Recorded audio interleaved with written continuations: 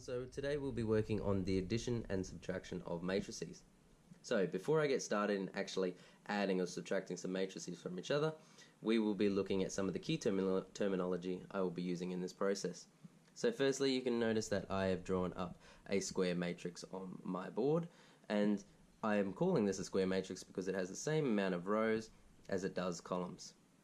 Now with a matrix we can see that there are square brackets that encase the numbers that are within it, and the numbers within it we are going to call elements. Now these elements are described based on their orientation or position within the matrix.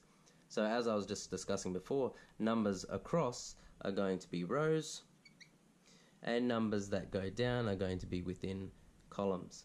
Now these two words are probably the most specific things that we're going to be focusing on when we're looking at matrices, because we'll be referring to the row and column position very often when we are going to be looking at adding or subtracting terms. Now the importance with adding and subtracting matrices is the fact that what you can see is I have a 2x2 and another 2x2. So for adding and subtracting, they must be the same orientation. That is, they have the same amount of rows, 1, 2, 1, 2, and they have the same amount of columns, 1, 2, and 1, 2. So I would call these a 2x2 matrix, or in the sense of them being the same number, we would call them a square matrix. Now don't get fooled, we're not going to be just looking at examples where it is just a 2x2. Eventually you'll be seeing examples such as ones like these, where you can see that we have an odd amount of rows versus columns, and we also have some addition of more annoying numbers such as negatives, 0, and you may even see fractions. So back to our original problem, we are going to look at how to add these together. So now that we know that they're the same orientation, we can begin the process, and we can go down and start to make up a resultant matrix, which a resultant matrix is your final matrix due to the addition of the two that you already originally had. So how does adding matrices work? We're going to be looking at specific row and specific column positions. So if I take number 1 over here, we are going to be looking at an element that exists in the first row and the first column, and that is equal to this number here, so number 1.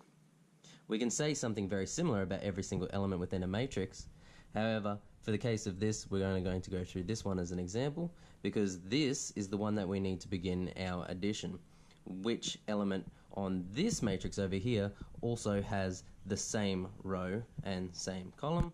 Well, it is number 4. So these two numbers are ones that are able to be added together, and conveniently, since they come from row 1 column 1, they will be going into the position of row 1 column 1 on our resultant matrix. So we have a look at the numbers that we have. We have got 1 plus 4, and as these are both elements in the first row first column, then they will go in the first row first column, and we can finish off the rest of the matrix doing a very similar style. So we're looking at row 1 column 2, that element is 3, and it also goes in row 1 column 2, and we take the other number of the other matrix, row 1 column 2, that would be this position here, 1. So all I'm doing is I'm replicating the same mirror image style and putting in the same spot. 3 plus 1 goes down into the exact same position down here. So we can finish off the rest of the matrix a very similar way. 7 plus 2, and that will go in the exact same position, row 2 column 1.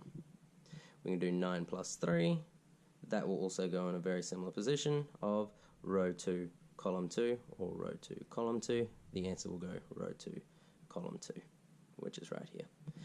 And so we just solve for all of these individual additions. So we go 4 plus 1, and so on until we get our final solution, which is our resultant matrix. And there is our solution for adding two 2x2 matrices together. We'll notice that since they are the same orientation, we can add them together and we come up with a row 2 by column 2 matrix so it stays the same orientation. Hence your overall problem requires orientation to be a huge part of how we can actually add these matrices together. Okay, so as we can see, we've got our second example. Now what I'd like you to do is pause the video at this stage, see if you can follow the steps from our previous example, and try and solve for this addition of the two matrices. Hopefully you went away and paused the video. I am going to go through and solve my resultant matrix for these two. So I look at my row 1 column 1 position, my row 1 column 1 position, and I am going to add them together and place them in the row 1 column 1 position down in my resultant matrix. I'm going to follow through and do the rest of the elements as well. 0 plus 1, negative 2, plus 3, and 4 plus 5. Now, again, we have got 1, 2, 3, 4 elements, just like our original two matrices had 1, 2, 3, 4 elements, and they are all in the same positions to where they were starting off on our two matrices. So, we just solve for the addition sums. Negative 2 plus 3 is 1, and 4 plus 5 is 9. Okay, so finally we have our last problem for the video, and that is one where we are working with subtraction. Now, just because there is a subtraction sign does not mean any of the concepts we have covered so far change.